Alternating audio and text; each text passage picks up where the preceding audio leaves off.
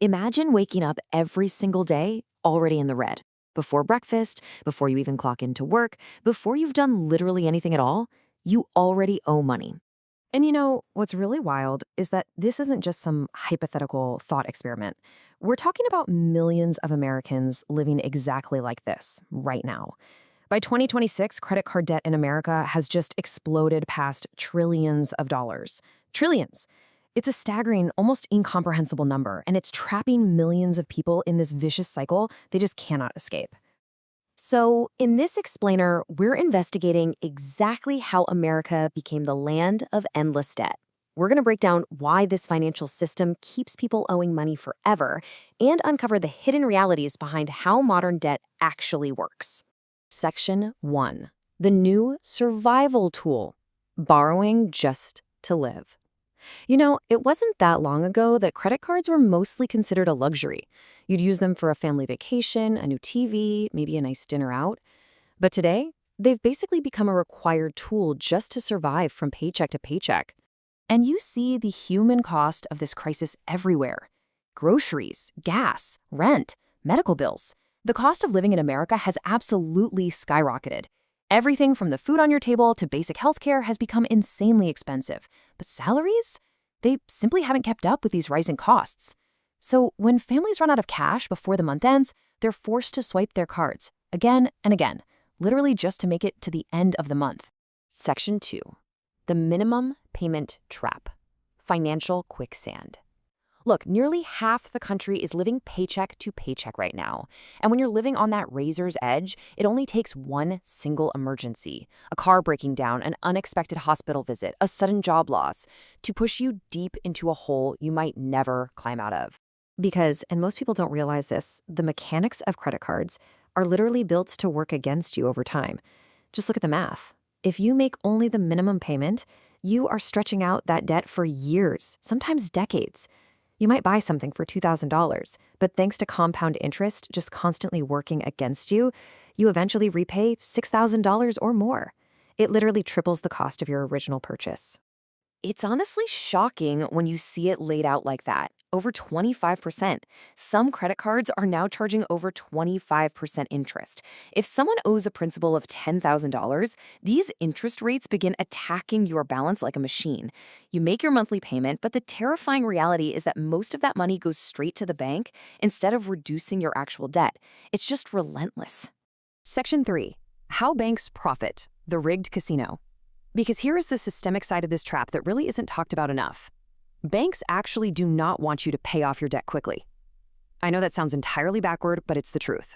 Let's look at their revenue streams. Credit card companies earn billions through interest charges, late fees, penalty fees, annual fees, and by trapping people in those minimum payments we just talked about. But here's the disturbing part. When you look at all these fees, you realize debt is actually one of the most profitable businesses in America. The very thing ruining families' lives is fueling record banking profits. Exactly.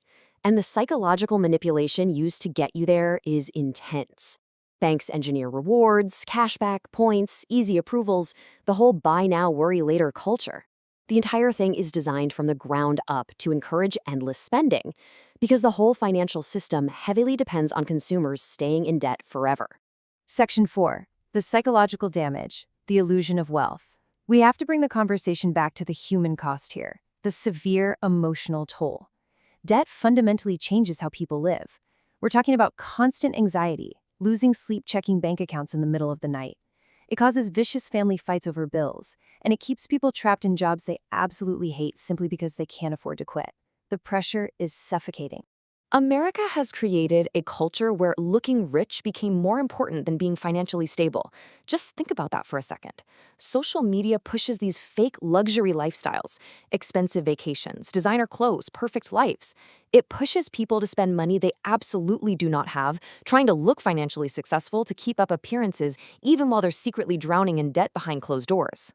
Section 5. The debt bubble warning: reaching the breaking point. When we zoom out to the macroeconomy, economists are now seriously questioning if America is entering a massive credit card debt bubble that could impact everyone. Because the warning signs are popping up everywhere. We're seeing more missed payments, more defaults, higher delinquencies, and rising financial stress across the board. And this is where things get scary. There's a terrifying domino effect to this. Step 1. Consumers stop paying debts. Step 2. Banks lose money. Step 3. Consumer spending slows down. Step 4. Businesses suffer. And Step 5. Recession fears grow. This created a massive problem. An economy that is entirely dependent on borrowed money eventually reaches a devastating breaking point. Section 6. Escaping the cycle. Beating the system. After uncovering this grim reality, the obvious question is, how can ordinary people possibly escape this trap? Like, what's the actual solution here? Well, financial experts outline a few key survival tactics here. Avoid carrying balances whenever you can. Always pay more than the minimum payment, cut unnecessary spending, proactively build emergency savings, and fundamentally understand how interest works. The crucial point is that credit cards themselves aren't inherently evil tools. The real danger arises when debt transforms into a permanent lifestyle.